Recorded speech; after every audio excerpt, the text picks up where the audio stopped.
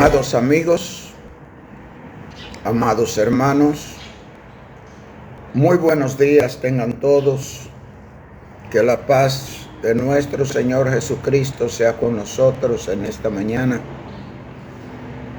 Y estamos aquí para dar continuidad a los estudios del Evangelio según San Juan.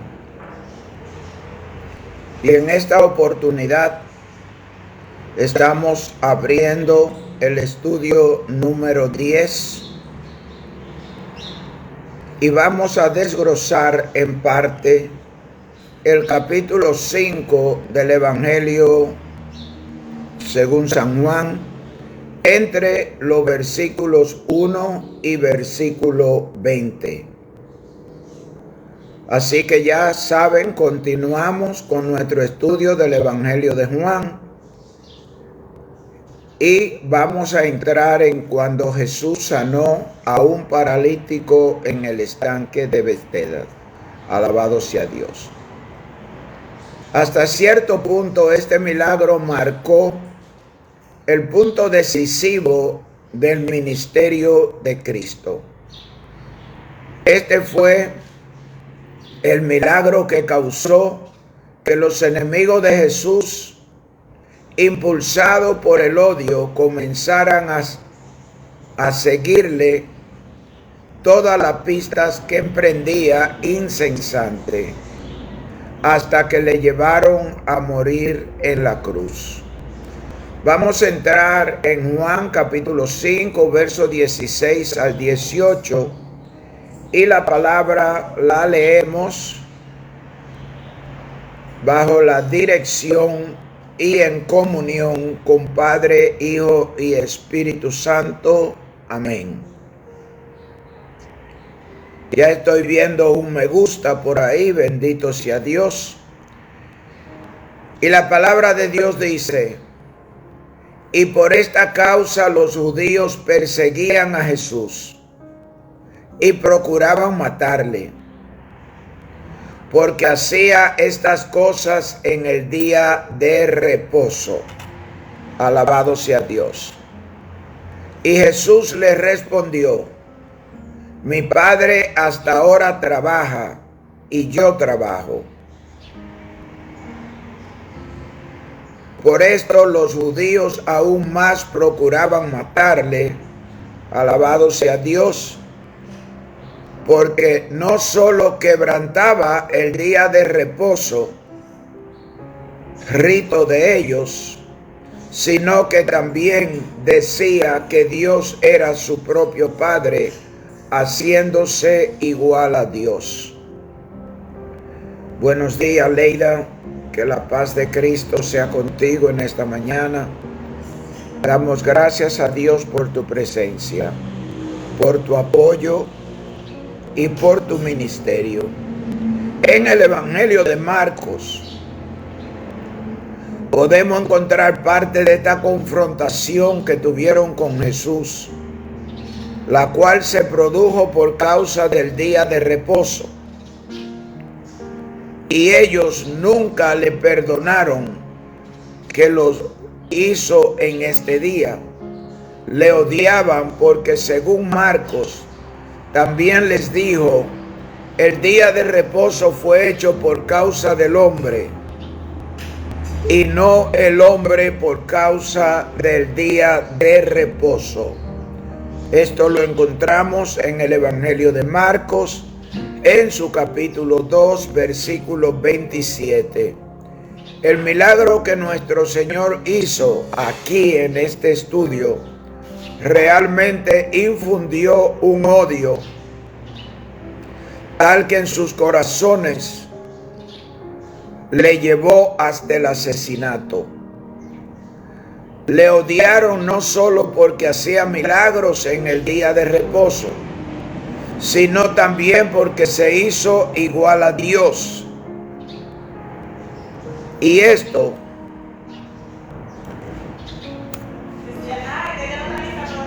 no puede ser una afirmación más clara de la deidad de Cristo. Hay muchos que sostienen que hay una cierta teología que afirma que la Biblia nos enseña la deidad de Cristo, o bien esta persona ignoran totalmente lo que la Biblia enseña al respecto, o bien son totalmente incoherentes. Es posible que uno no esté de acuerdo con Jesucristo, ni esté de acuerdo con la Biblia, pero no podemos pensar ni siquiera por un instante en otra interpretación que se le pueda dar a estas palabras tan claras, haciéndose igual a Dios. Siendo nosotros tan insignificantes, Dios nos hizo igual a Él. ¿Dónde estaba el conocimiento de esto que ellos tanto defendían? Ya que ellos fueron los primeros en saber que el hombre, la humanidad, en la primera parte de su creación, fue creada a imagen y semejanza de Dios. ¿De dónde viene el odio? ¿De dónde viene la persecución? Si eso no es una afirmación de deidad, entonces, ¿cómo podría expresarse una persona para definir la deidad? Volvamos ahora al principio del capítulo. Comienza con una fiesta de los judíos. Ahora, ¿cuál era esa fiesta? Probablemente era la Pascua. Hay tres grandes fiestas de los judíos en Deuteronomio 16:16. Dice: 3 veces cada año aparecerá todo varón tuyo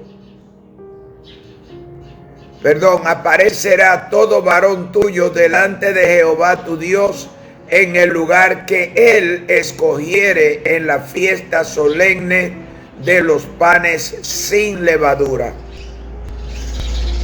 y en la fiesta solemne de la semana, y en la semana solemne de los tabernáculos, y ninguno se presentará delante de Jehová con las manos vacías. Ahora, ya que en el capítulo 2 del Evangelio según San Juan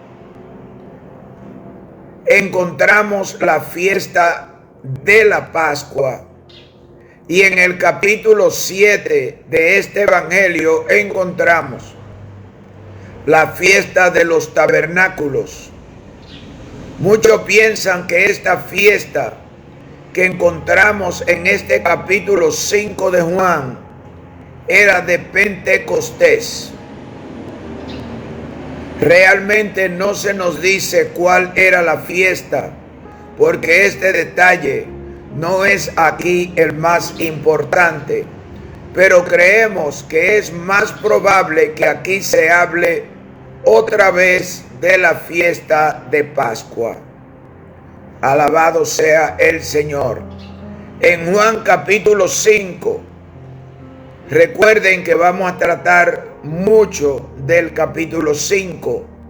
En los versículos 1 al 3 dice: después de estas cosas había una fiesta de los judíos, y subió Jesús a Jerusalén. Y hay en Jerusalén, cerca de la puerta de las ovejas, un estanque llamado en hebreo Betesda, el cual tiene 5 pórticos. Un estanque era una especie de piscina. En esto yacía una multitud de enfermos, ciegos, cojos, paralíticos, que esperaban el movimiento del agua.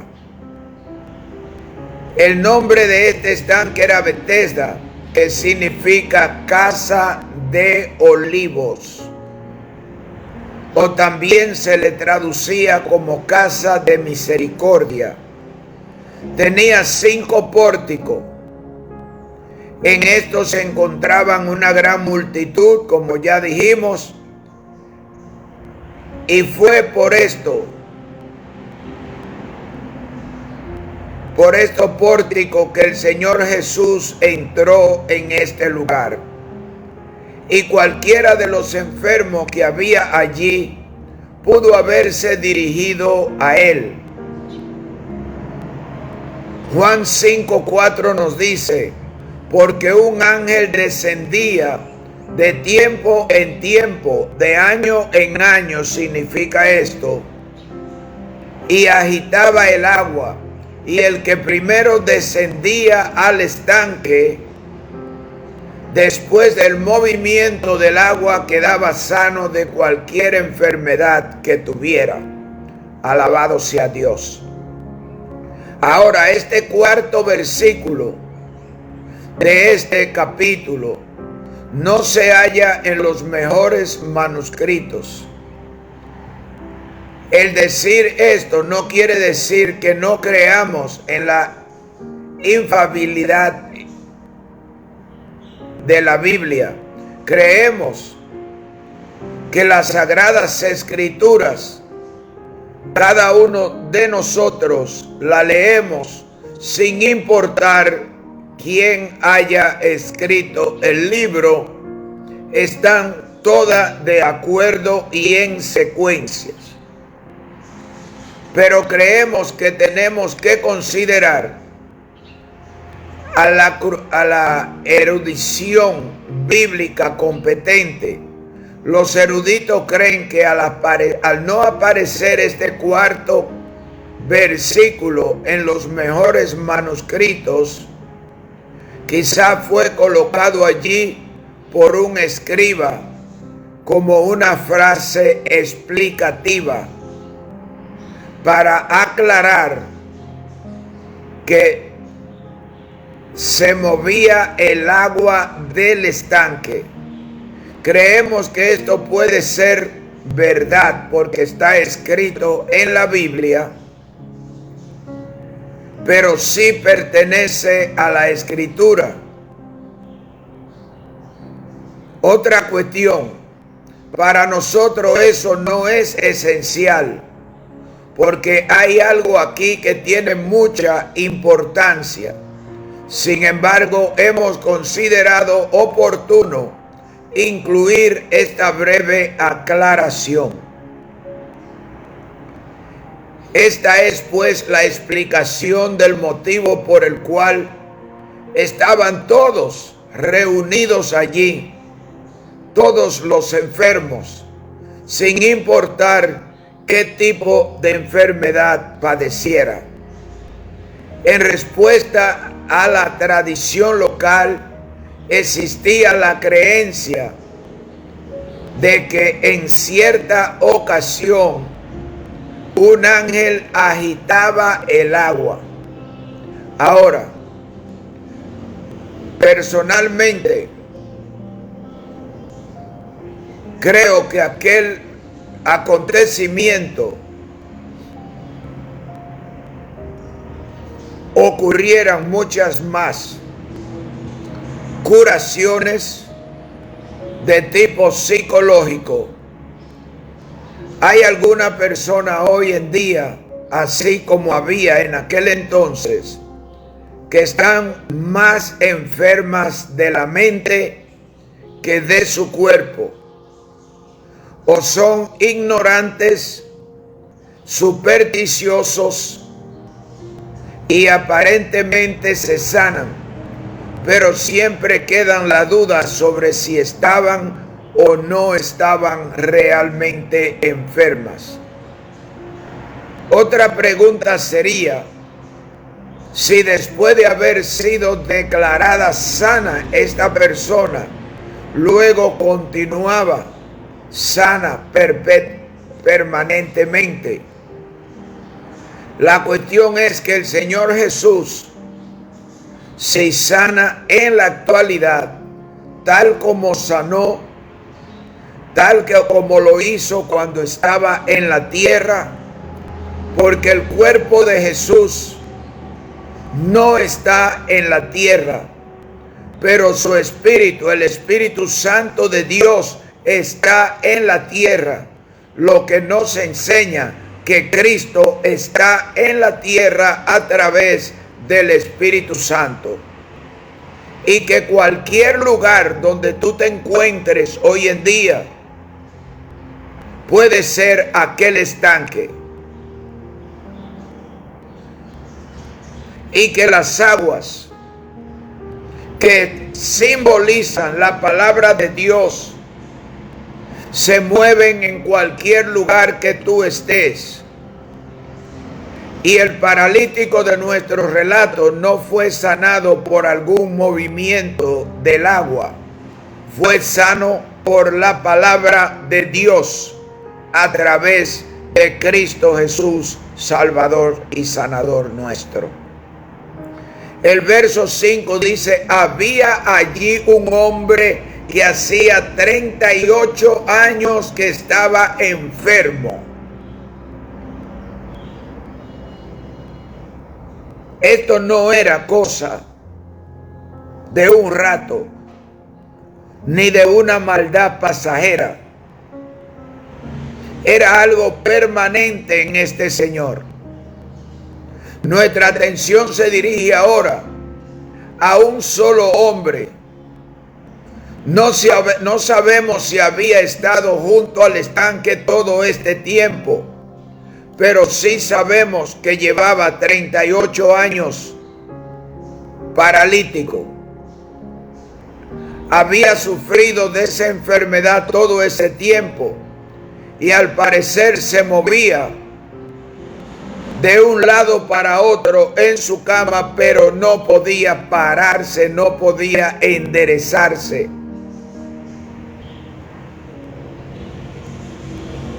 Y aún sin estar enfermo, si tú decides acostarte y no levantarte, llega el día que el cuerpo se acostumbra tanto a aquellas posiciones que la persona permanece acostada todo el tiempo, aún no estando enfermo del cuerpo, sino pereza, vagancia de la mente. Alabado sea el Señor. Pero sí había sufrido esa enfermedad por 38 años y la Biblia lo repica. Y al parecer se movía con dificultad. El caso era peor, o diría yo, el peor que se encontraba en aquel lugar, en aquella hora en que el Señor decidió tomar parte de aquel regocijo. Piense usted en la frustración que debe haber sentido este hombre, incluso si no había estado allí durante todos los años que llevaba enfermo. Por lo menos debe haber permanecido allí por algunos años. Debe haber tenido bastante más de 38 años, hablando de su edad. Y según se dice más adelante en el relato, su condición fue el resultado de sus propios pecados. En Juan 5:14 dice la Biblia: después le halló Jesús en el templo y le dijo: mira, has sido sanado. No peques más, para que no te venga alguna cosa peor. Jesús no solo había sanado su cuerpo físico, había sanado su cuerpo espiritual y había limpiado su alma. Aquí nuestro Señor Jesucristo fue claro: mira, has sido sanado, no peques más, para que no te suceda algo peor. Bien podemos imaginarnos a este pobre hombre acostado allí, con los ojos puestos sobre el agua, esperando el movimiento de las aguas. Había tenido la esperanza que de alguna otra manera él podría ser el primero en bajar a las aguas. Y debe haberse sentido muy decepcionado una y otra vez, pues nunca encontraba a nadie que, tocado en su misericordia, se lo echara encima, porque no era cuestión de arrastrarlo ni de ayudarlo a parar, era levantarlo, llevarlo. Pero los que estaban allí, dentro de su propia mentalidad, estaban tan enfermos como estaba él, o quizás se sentían en su propio pesar más enfermos que aquel hombre. ¿Por qué razón digo esto? Porque si tú le dices a una persona conocida que te duele la cabeza, esa persona te va a decir que le duele todo el cuerpo, porque ese es el modo que tenemos de vivir. Estamos seguros que él vio allí muchos o muchas aparentes curaciones. Pues bien, nuestro Señor sabía que él había estado enfermo por mucho tiempo y que por mucho tiempo había esperado al lado del estanque. Ahora observemos cómo se acercó el Señor al enfermo. En el versículo 6 dice: cuando Jesús le vio acostado y supo que llevaba ya allí mucho tiempo, así le dijo: ¿quieres ser sano? Esa era una pregunta algo extraña para un enfermo. Quizá le pareció algo absurdo. ¿Qué te parecería a ti si alguien te hace esa pregunta y tú te encuentras en la condición de aquel enfermo? Por supuesto que quería ser sano, pero el Señor hizo la pregunta por dos motivos. En primer lugar, quería producir esperanza en el hombre. Su caso era desesperado y creemos que era luz de esperanza que no había alejado de su vida. Segundo lugar, y este era el motivo más importante, Jesús quería que este hombre apartara sus ojos del estanque. Jesús quería que le mirara a él. Cuando tú te sientas enfermo, enferma, mira a Jesús. Pon tu mirada en lo alto, saca tu mirada de las cosas terrenales y pon tu mirada en lo de arriba, pon tu mirada en Dios. Alabado sea el Señor. Creemos que este hombre nunca se había fijado en nadie, pues parece que nadie se le había acercado en aquel lugar. Nunca miró ninguna otra parte, porque sus ojos estaban atentos, sus ojos estaban fijos en el estanque.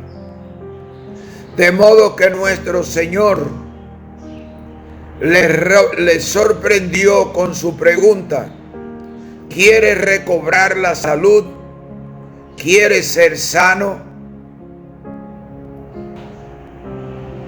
Ahora, cuando nuestro Señor le preguntó que si de veras quería ser sano, Creemos que aquel hombre naturalmente reaccionó con una mirada de sorpresa. ¿Quién haría una pregunta como esa? Su contestación fue: claro, quiero ser sano. Pero ese no es mi problema. Lo que necesito es que alguien me meta en el agua.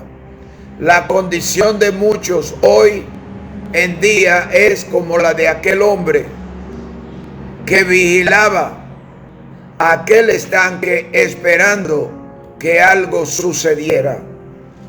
Quiero decirte que a tu vida hoy un milagro puede suceder.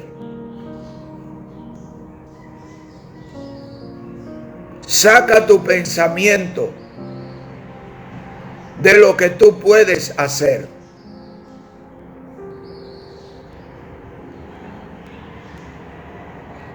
Y deja que Dios tome el control de tu mente, de tu ser, de tu corazón, de tu vida, de tu hogar, de tu familia. Pon todo en la mano de Dios y deja a Dios obrar.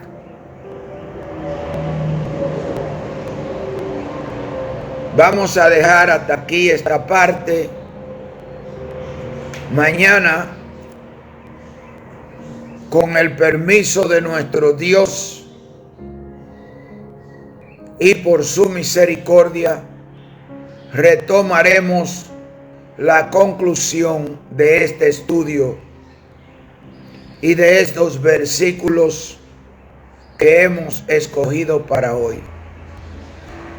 Que el Señor nos bendiga, que el Señor nos guarde, que haga resplandecer su rostro sobre nosotros, que tenga de nosotros misericordia, que alce sobre nosotros su rostro y nos dé paz.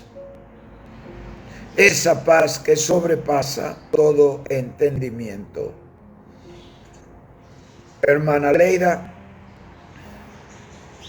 ricas y abundantes bendiciones le pido a Dios para ti y para tu familia. Que el Señor nos continúe bendiciendo. Nos despedimos de este lugar, pero no de la presencia de nuestro Dios. Hasta mañana, si Dios así lo permite. Amén.